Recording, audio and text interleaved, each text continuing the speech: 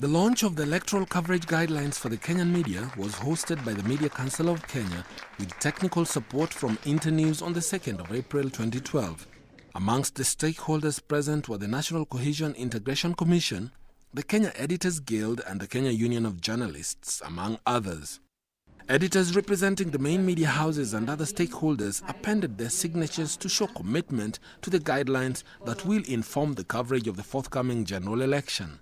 The key stakeholder, the IEBC, found themselves on the spot given the previous lackluster and scandalous performance of their predecessor, the Electoral Commission of Kenya. However, they have a lot of valuable lessons to learn from the Independent Electoral Commission of South Africa, represented by the chairperson, Pansi Takula, who was also the guest of honor. The election management body must also be independent and impartial and must perform its duties without fear, favor, or prejudice, and must have an open and honest relationship with the media.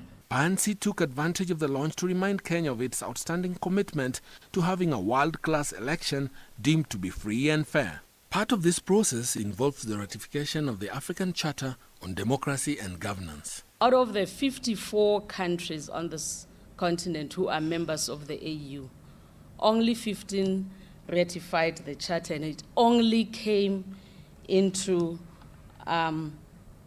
effect in February this year. It is a shame. And also to say that Kenya is one of the countries that have not ratified that charter. The IEBC had a great opportunity to gain from the insight and vast experience of the South African electoral officer, who's also the special rapporteur on freedom of expression and access to information in Africa. I think access to information is now a fundamental right in the Constitution, and we as a Commission are obliged to give information if and when requested for by any institution and the media. Stakeholders at the launch felt that all these concerns should be thoroughly tackled if Kenya is to have credible elections. We need these guidelines. We need such conventions to keep us on our toes and to keep us doing the right thing. So thank you very much, everybody, for coming. I'm grateful that we have come up with this material.